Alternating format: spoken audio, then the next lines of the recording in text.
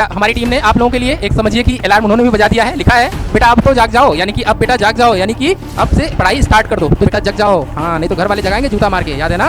हाँ, तो ये सिचुएशन मत आने दो एकदम से। अभी आप एकदम सही समय पे सीबीएसई ने क्या किया है, सैंपल पेपर रिलीज किया हुआ है इस बार।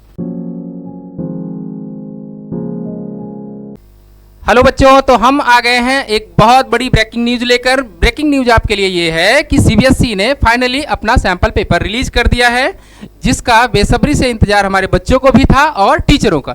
टीचरों के लिए खास इसलिए है कि टीचर समझ रहे थे या ऐसा पता चल रहा था कि अभी तक कुछ ना कुछ हमारे मैथ्स का जो पेपर होगा, जो मैथ्स का पेपर होने वाला है, उसके पैटर्न में कुछ चेंजेस होने वाले हैं। लेकिन ऐसा नहीं है, कोई भी चेंज मैथ्स वाले पेपर में कोई भी चेंज नहीं है। हाँ, चेंजेस जो आपको देखने को मिलेंगे वो साइंस के पेपर में मिलेंगे और सोशल साइंस के पेपर में मिलेंगे। तो आपको साइंस और सोशल साइंस के टीचर जो हमारे हैं वो आपको बताएंगे कैसे क्या क्या उनके चेंजेस हैं। तो हम बात करने आए हैं मैथ्स के पेपर के लिए। ठीक है बच्चों, देखिए पेपर में क्या चेंज, जो कुछ थोड़ा बहुत अगर मैथ्स के पेपर में आपको चेंज मिल सकता है वो सिर्फ क्वेश्चन से रिलेटेड मिल सकता है, जो कि उसके लेवल की बात की जाए। पहले क्वेश्चन का जो लेवल था उससे थोड़ा ये क्वेश्चन जो हमारा अभी आया है, जो सैंपल पेपर आया है, उसके क्वेश्चन थोड़े मॉडरेट लेवल के हैं। यानी देखेंगे आप तो जो भी क्वेश्चन है, जो भी हमारे पास सैंपल पेपर के क्वेश्चन है, बेसिकली लगभग क्वेश्चन आपको एनसीईआरटी या एनसीईआरटी एग्जाम्पलर से रिलेटेड मिलेंगे और वही पैटर्न हर बार फॉलो होता है। ठीक है ना।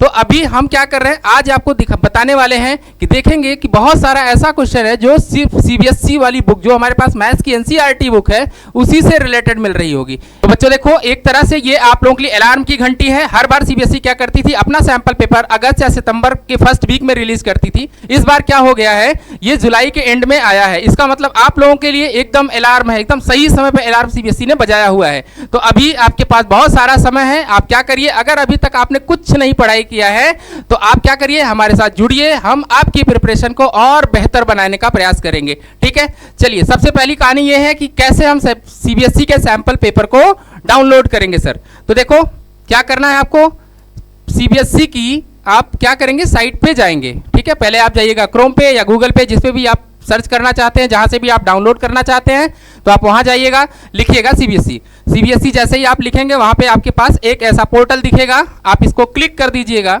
जैसे ही आप क्लिक करेंगे तो आपको ये ऐसा पेज दिखेगा, आपके पास ऐसा पेज ओपन होके आएगा, जिसमें आपके पास देयर आर 6 स्लाइड, 6 स्लाइड है। यहाँ पे देख लीजिए बच्चों, 6 स्लाइड दिख रही है। आपको किस स्लाइड पे क्लिक करना है, तो यहाँ लिखा हुआ है एकेडमिक वेबसाइट, शैक्षणिक वेबसाइट, इस पे आप क्लिक करेंगे तो बेटे इस पर क्या होगा, एक और आपको बड़ा सा पेज मिलेगा जिसमें बहुत सारी चीजें मेंशन की गई हुई हैं। ठीक है, आपको क्या करना है, सैंपल पेपर वाले सेक्शन में जाना है। यहाँ पे आप क्लिक करेंगे तो यहाँ पे आपको कई सेशन के, सेशन 24, 23 एंड 25, जो अभी अपना सेशन क्या चल रहा है 25 और 26 वाला चल रहा है, इसमें आप क्लिक करेंगे तो आपको आपका सैंपल पेपर मिल जाएगा। अब यहाँ पे आएंगे तो तुरंत आपसे क्लास पूछेगा, किस क्लास के लिए आपको सैंपल पेपर चाहिए। तो आपका क्लास जो भी है, अगर आप 12th के बच्चे हैं तो 12th वाले में क्लिक करिएगा, अगर आप 10th के स्टूडेंट हैं तो आप 10th पे क्लिक कर दीजिएगा। जैसे ही आप क्लिक करेंगे तो आपके यहाँ सब्जेक्ट वाइज यहाँ पे आपका क्वेश्चन का सैंपल पेपर दे रखा है। यहाँ पे 2 चीजें आपको देखने को मिलेंगी, एक तो आपके पास सैंपल क्वेश्चन पेपर लिखा होगा और दूसरा हमारा क्या होगा, मार्किंग स्कीम होगी। अब देखिए, जिस भी सब्जेक्ट का आपको सैंपल पेपर डाउनलोड करना होगा, आप क्या करिएगा, क्लिक करिएगा। जैसे हमको मैथमेटिक्स का सैंपल पेपर डाउनलोड करना, किसका बेटा, मैथ्स का सैंपल पेपर हमको चाहिए, तो हम क्या करेंगे, मैथमेटिक्स स्टैंडर्ड, हम पहले आपको स्टैंडर्ड क्वेश्चन पेपर दिखा रहे हैं। ठीक है, यहाँ देखिए ऑलरेडी हमने एक बार डाउनलोड किया था, फिर से हम इसको डाउनलोड करके आपको दिखा रहे हैं। देखिए ये अपना सैंपल पेपर आ गया है। ये सीबीएसई ने जो अभी सैंपल पेपर रिलीज किया है 2025 और 26, जैसा कि आप देख पा रहे हैं। देखिए बेटा, यहाँ पे अपना सैंपल पेपर आ चुका है। ठीक है ना, देखिए किस सेशन का है ये, 25 और 26 का। ठीक है, जरा ध्यान दीजिए, अगर हम इसके जनरल इंस्ट्रक्शन की बात करते हैं तो पहले भी आपके पास 38 क्वेश्चंस, जो हमारे पहले 2024 और 25 की बात किया जाए, वो हमारे पास जो पेपर हुआ करता था उसमें भी टोटल कितने क्वेश्चंस आते थे बच्चा, 38 क्वेश्चन इस बार भी बच्चा आए हुए हैं।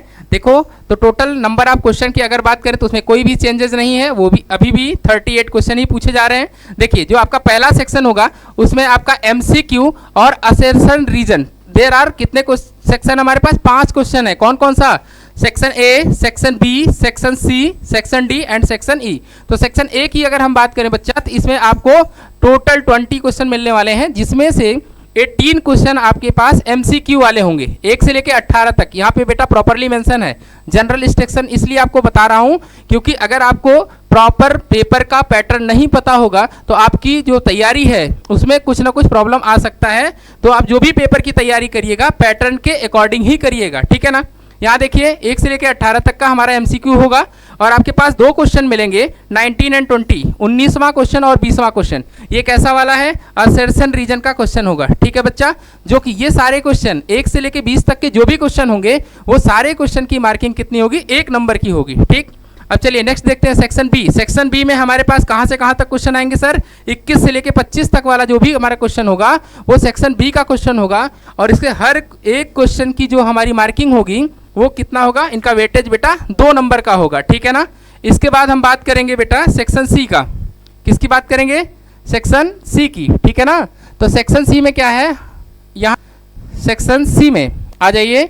तो ये हो गया हमारा सेक्शन सी, हमारा कहाँ से स्टार्ट होगा, 26 से लेकर 31 तक का। ये हमारे पास कितने मार्क्स के क्वेश्चन होंगे बच्चा, ये हमारे पास 3 मार्क्स के क्वेश्चन होने वाले हैं। तो 26 से लेकर 31 तक का जो भी क्वेश्चन होगा वो सारा क्वेश्चन हमारे कितने मार्क्स का होगा, वो सारा क्वेश्चन हमारा 3 मार्क्स का होगा। इसके बाद हम आ जाते हैं बेटा सेक्शन डी पे। उसमें कितने क्वेश्चंस हैं ये देखिए, 32 से लेकर 35 तक का जो क्वेश्चन होगा वो सेक्शन डी वाला पार्ट होगा और इसके हर एक क्वेश्चन की जो भी वेटेज होगा वो 5 नंबर का होगा। ध्यान रखना, ये सेक्शन में अगर आपने अच्छे से इसको सॉल्व कर लिया, हैंडल कर लिया, तो आपका जो परसेंटेज है, जो मार्क्स है वो यहाँ से बढ़ता है बेटा। एक तो सेक्शन ए से पूरी तरीके से बढ़ेगा क्योंकि वो 20 नंबर का पूरा सेक्शन है, याद रखना इस बात को। एमसीक्यू में बच्चे बहुत गलती करते हैं इसीलिए उनके मार्क्स कम हो जाते हैं। तो कोशिश करिएगा पहला सेक्शन आपको वहाँ पे गलती कम करनी है और ये वाला सेक्शन देख रहे हो, ये 5 नंबर का एक क्वेश्चन है टोटल बेटा। आइए अब हम बात करेंगे सेक्शन ई की। तो सेक्शन ई आपके पास 36 से लेकर 38 तक के क्वेश्चन को हम लोग सेक्शन ई यानी कि बोर्ड ने सेक्शन ई नाम दिया हुआ है। इसमें हमारे 3 क्वेश्चंस आएंगे और ये क्वेश्चन जो है competency based, that means case based study.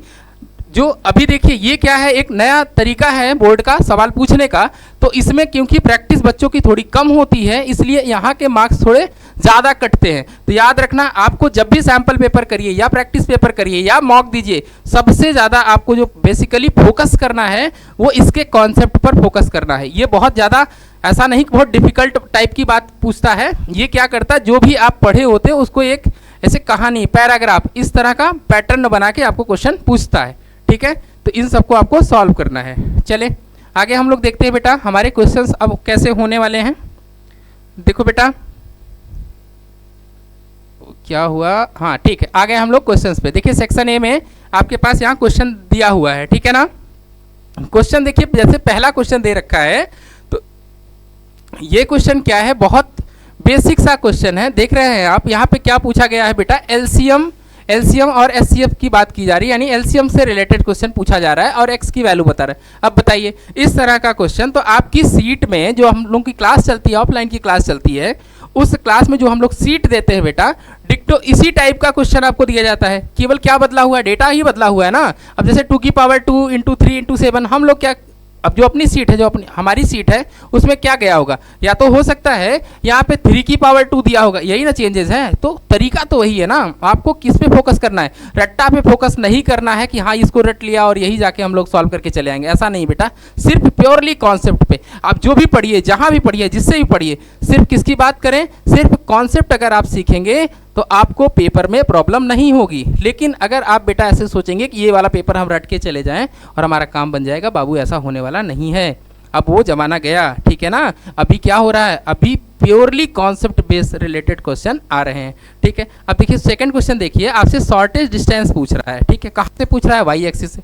Simple बिल्कुल बेसिक कॉन्सेप्ट है कोऑर्डिनेट ज्योमेट्री का। अगर आप बेसिक से इसको पढ़े होंगे तो आराम से इसको हैंडल कर लेंगे, ठीक है ना। इस तरह के आपके पास देखने को मिलेंगे बेटा। ऐसे हमारे पास जो पहला सेक्शन है, दैट मीन सेक्शन ए है, उसमें हमारे पास टोटल कितने क्वेश्चंस हैं बेटा, उसमें हमारे पास टोटल, हाँ तो बेटा देखो एकदम आपका बेसिक सा प्रॉब्लम सारा कुछ पूछा गया है। तो हमारे पास ये पहले हमारे कितने क्वेश्चंस हैं, हमारे 20 क्वेश्चंस हैं, जो कि कौन से वाले हैं बेटा, एमसीक्यू एंड असर्शन रीजन मिला के, ठीक है ना।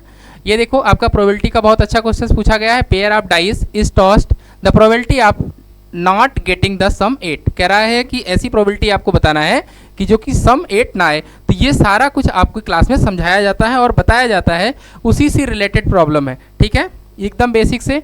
हाँ, ध्यान रखिएगा जितना भी आप पढ़िए उसका मॉक टेस्ट या फिर आप रिवीजन करते रहिए। जब तक आप रिवीजन बेटा टाइम टू टाइम नहीं करेंगे तब तक आपका इस तरह के क्वेश्चन आप बनाने में थोड़ा मुश्किल आपको फेस आएगा बेटा। ठीक है, चलिए आगे हम लोग देखते हैं। जो हमारा सेक्शन बी है उसकी बात करते हैं। तो सेक्शन बी से भी हमारे क्वेश्चन देखिए बहुत ज़्यादा, ऐसा नहीं है कि बहुत टफ कैलकुलेशन बहुत ज़्यादा पूछा गया है, ऐसा नहीं है। सिर्फ केवल क्या यूज़ किया गया है, बेसिक कॉन्सेप्ट। देखो क्या लिखा हुआ है, एपी दे रखा है हमारे पास और कह रहा है find the sum of last 10 term. याद रखना यहाँ स्टार्टिंग से हमें नहीं पूछा गया है कि आप लोग क्या लगा लेंगे, फॉर्मूला लगा देंगे n/2 2a + n-1 × d, ऐसा नहीं। यहाँ से पूछा गया है सम ऑफ द लास्ट 10 टर्म का हमें सम बताना है। तो अगर आप इसके कॉन्सेप्ट जानते होगे बेटा तो आसानी से इसको सॉल्व कर लोगे, नहीं जानते होगे तो फिर आपको दिक्कत तो होगी। ठीक है, आ जाइए देखिए यहाँ पे बिल्कुल AP and DQ are the median of the triangle ABC। ये कौन सा वाला टॉपिक है, ट्रायंगल का। बिल्कुल कौन सा वाला बेटा, BPT से रिलेटेड प्रॉब्लम है, याद रखो। तो अगर आप पढ़े रहोगे, ध्यान से पढ़े रहोगे तो क्वेश्चन देख के ही आपको समझ में आने लगेगा कौन से किस टॉपिक से क्वेश्चन पूछा गया है। अगर आप ऐसा पढ़े ही नहीं बेटा, बेसिक से आपको समझाया ही नहीं गया या समझे ही नहीं हो तो आपको दिक्कत तो होगा। ठीक है, हाँ अब बेटा जग जाओ, हाँ नहीं तो घर वाले जगाएंगे जूता मार के, याद है ना। हाँ, तो ये सिचुएशन मत आने दो एकदम से। अभी आप एकदम सही समय पे CBSE ने क्या किया है, सैम्पल पेपर रिलीज़ किया हुआ है इस बार।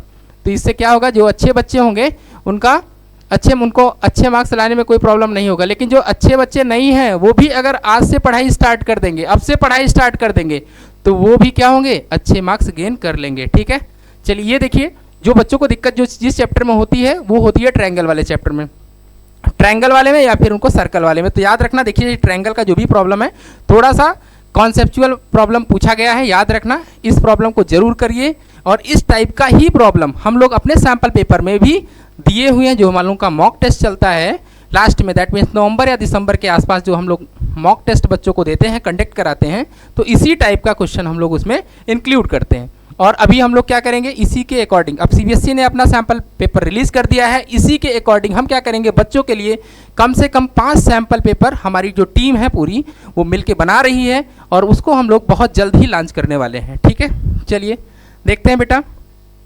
यहाँ देखिए सेक्शन सी में पहला ही क्वेश्चन, अगर बच्चों को इससे डर लगता है तो इसका मतलब है कि उन्होंने अच्छे से इसको प्रॉपरली तैयार नहीं किया हुआ है। कुछ नहीं है, बेसिक इस कंस्ट्रक्शन वाले पार्ट से रिलेटेड है। तो ये देखिए आपके पास कुछ दिया हुआ है, इसको आप सॉल्व करिए। ये किसका है, सर्कल का दिखाई दे रहा है कि नहीं दिखाई दे रहा, टेंजेंट वगैरह दिया हुआ है। तो यहाँ से आप सॉल्व करेंगे तो इसका आंसर आ जाएगा। ठीक है, प्रूव करना है इसको, समझ में आ रहा है बेटा। तो देखो यहाँ पे ये आपका कौन सा वाला पार्ट था, workshop of the number of teacher English Hindi. ये देख रहे हो किसका, किस चैप्टर का क्वेश्चन है। हाँ, तो minimum number of rooms required to each room of the, तो किसका मतलब पहले चैप्टर से रिलेटेड है ना, देख रहे हैं आप सब, पहले दूसरे चैप्टर से रिलेटेड है ये। आ जाइए देखिए क्वाड्रेटिक का बहुत ही नॉर्मल बिल्कुल बेसिक क्वेश्चन पूछा गया है। क्या कह रहा है, find the zeros of the quadratic polynomial and verify the relationship between zeros and coefficient. इसको क्लास में बच्चों को भर भर के समझाया जाता है कि बच्चा देखो ये क्वेश्चन तो आने ही वाला है। अब यहाँ पे कुछ भी चेंजेस नहीं है, सिम डिक्टो। अब सोचिए ये कुछ भी यहाँ पे क्या करना है, पहले जीरोज फाइंड करना है, दैट मीन्स फैक्टर करेंगे तो जीरोज मिल जाएगा। उसके बाद आपको रिलेशनशिप बनाना है किसमें, कोफिशिएंट एंड जीरोज में। बेटा बहुत बेसिक प्रॉब्लम, 3 क्वेश्चन कितने मार्क्स में पूछा गया है, 3 मार्क्स में पूछा गया है। देखिए इतना आसान सा क्वेश्चन है ये बेटा। ठीक है, अगर पढ़े रहोगे तो बेटा आसान लगेगा, नहीं तो डिफिकल्ट लगेगा। जैसे क्वेश्चन नंबर देखो ट्रिगो का है, क्वेश्चन देखो बहुत आसान नहीं है लेकिन इतना मुश्किल भी नहीं है जितना दिखने में लग रहा है। यहाँ थोड़ा सा रूट दिख गया, बच्चे परेशान हो जाते हैं। ठीक है, अभी हमारे साइंस के टीचर थे, फिजिक्स पढ़ाते हैं हमारे सर अतुल सर, तो वो ये क्वेश्चन देखिए और बोले सर इसमें ऐसे ऐसे करना। हम क्या हाँ अभी तक आपको याद है, तो उन्होंने कहा हाँ सर हमको ये वाला क्वेश्चन तो याद आ गया है। तो जब आप बेसिक से चीज़ें पढ़े रहेंगे ना तो आप 4 साल बाद भी देखेंगे तो वो चीज़ें आपको याद रहेगी बच्चा। ठीक है, चलो नेक्स्ट देखते हैं हम लोग आगे क्या है। आगे हमारे पास आ गया सेक्शन, किसकी बात करें हम लोग, डी की बात कर लेते हैं, जो हमारे पास सबसे बड़ा इंपॉर्टेंट रोल प्ले करता है। यहाँ देखिए अभी इसका हम 1 शॉट लेके आए थे, दैट मीन्स कुछ हमने प्रैक्टिस क्वेश्चन कराया था इस पे, याद है आपको, कौन सा वाला, टाइम डिस्टेंस का प्रॉब्लम कराया था। सेम क्वेश्चन आ गया, देख लो बच्चा क्या लिखा हुआ है, a train travel at certain average speed of distance 63 kilometre and then travel at a distance 72 kilometre and average speed of this. एकदम उसी से रिलेटेड बिल्कुल वही सवाल आया हुआ है, ठीक है ना। चलिए तो देखो ये आपके पास 5 मार्क्स के क्वेश्चन हैं, तो याद रखना बेटा, देखो आप जितनी ज़्यादा प्रैक्टिस करोगे उतने ही क्वेश्चन आपके आसानी से बनेंगे। यहाँ पे आप कंस्ट्रक्शन वाला पार्ट है, देख लीजिएगा। देखिए ये आपका स्टैटिक्स से प्रॉब्लम है, स्टैटिक्स का एक क्वेश्चन आपके पास आया है 5 नंबर में, देख रहे हो। मोड पूछा गया है आपसे, mode of the following distribution is 55, mode दिया हुआ है, एक्स की वैल्यू पूछ रहा है, 5 नंबर का क्वेश्चन है बच्चा, ठीक है। उसके बाद देखिए हम लोग आ जाते हैं अपने लास्ट सेक्शन पे, दैट मीन्स सेक्शन ई। हमारा सेक्शन ई तो आप सबको पता है कौन सा वाला है, ये हमारा केस स्टडी बेस्ड प्रॉब्लम है। ये क्वेश्चन क्या है, पहले 2 जो हमारे क्वेश्चन होंगे वो 1-1 नंबर के होंगे। जैसे ये वाला जो भी लिखा हुआ है ना बच्चा, ये वाला, ये 1 नंबर का, ये भी 1 नंबर का। लेकिन जो ये थर्ड वाला प्रॉब्लम है ना, ये कितने मार्क्स का होने वाला है, देखो लिखा हुआ है 2 मार्क्स का, बाकी कितने मार्क्स के बच्चा, 1-1 मार्क्स के, यानी हर एक क्वेश्चन कितने मार्क्स का होगा, 4 नंबर का होने वाला है, ठीक है। चलिए आगे देखते हैं। तो यहाँ पे हमारे पास ये प्रॉब्लम आया हुआ है, ये एपी है, दिख रहा होगा आपको, एपी से रिलेटेड प्रॉब्लम है। अब इधर आ जाइए बेटा आप 37 में, देखिए ये भी हमारा एक बहुत बेसिक सा कोऑर्डिनेट ज्योमेट्री से रिलेटेड प्रॉब्लम पूछा गया है। आपने कोऑर्डिनेट ज्योमेट्री पढ़ा ही होगा, तो आपसे पूछ रहा है फाइंड द मिड पॉइंट, ये 3-5 करके निकाल लीजिएगा आप लोग। आ जाइए यहाँ पे, ये हमारा हो गया पूरा खत्म। ये अपना लास्ट वाला group of the 10th class student picnic, ये सब गए हुए हैं, ठीक है। तो आप क्या देख पाए अभी तक, जो भी पेपर है बेटा, जो सैंपल पेपर सीबीएसई ने रिलीज किया है वो क्या है, बेसिक कॉन्सेप्ट पर। हाँ लेकिन एक बात है, अलार्म है आप लोगों के लिए, यहाँ पे ज़्यादातर क्वेश्चन सिर्फ कॉन्सेप्चुअल है, रट्टा वाली कोई बात नहीं है, ठीक है। तो करना क्या है बेटा, कैसे हमें स्टार्ट करना है, कैसे स्टडी करना है, आइए उसको देखते हैं हम लोग, ठीक है। बेटा हमारी टीम ने आप लोगों के लिए एक समझिए कि अलार्म उन्होंने भी बजा दिया है, लिखा है बेटा अब तो जाग जाओ, यानी कि अब बेटा जाग जाओ, यानी कि अब से पढ़ाई स्टार्ट कर दो। तो जागने में क्या क्या अभी करना, सर जग तो गए, अब क्या करना है, पहले तो बच्चा मेन फोकस हमें क्या करना है, किस पे, सिलेबस पे। किस पे करेंगे बेटा, सिलेबस आपको कंप्लीट अपना करना है। क्या करना है, पहले तो आप अपना सिलेबस कंप्लीट कर लीजिए, ठीक है ना। कब तक कंप्लीट कर ले सर, नवंबर के एंड तक अपना प्रॉपरली पूरा सिलेबस, चाहे वो साइंस का हो चाहे मैथ का हो, जिसका भी हो, आप उसको कंप्लीट कर लीजिए। उसके बाद क्या करना सर, प्रैक्टिस सैंपल पेपर, जितना पॉसिबल हो सके आप प्रैक्टिस सैंपल पेपर जो भी मार्केट में अवेलेबल हो, आपकी कोचिंग में अवेलेबल हो, जहाँ से भी आपकी स्कूल में अवेलेबल में है, वहाँ से आप पेपर को सॉल्व करिए बेटा। अपने टीचर से कांटेक्ट बनाए रहिए, उनसे डाउट जरूर पूछिए, जो भी डाउट हो उसको पेज पे नोट करिए और उनको जाके पूछिए, ठीक है। रिवीजन टाइम टू टाइम करना है, टेस्ट देना है। देखिए यहाँ लिखा हुआ फोकस ऑन कॉन्सेप्ट नो रट्टा, यहाँ पे आपको विशेष जो फोकस करना है सिर्फ कॉन्सेप्ट पर ध्यान देना है, कोई भी रट्टा नहीं लगाना है। और बेटा लास्ट में मॉक टेस्ट तो जरूर देना, एग्जाम के पहले मिनिमम आपको 10 मॉक टेस्ट दे के जाना ही जाना है, ठीक है। तो आई होप आपको ये सारी बातें समझ में आ गई होगी। तो बच्चा हमारी टीम की तरफ से आप लोगों को बेस्ट ऑफ लक है, आप लोग खूब मेहनत करिए, एंजॉय करिए। साथ में जो भी प्रॉब्लम है, जो भी आपकी समस्याएं हैं, आप कमेंट बॉक्स में मेंशन करिए, हमारी टीम आपसे कांटेक्ट करेगी और आपके लिए हम लोग नवंबर के एंड से फ्री मॉक टेस्ट, आपको 2 फ्री मॉक टेस्ट, उसके बाद जो भी होगा वो सारी टीम आपको बताएगी कि कैसे कैसे हम लोगों का टेस्ट होगा, ठीक है बेटा। Okay, thank you.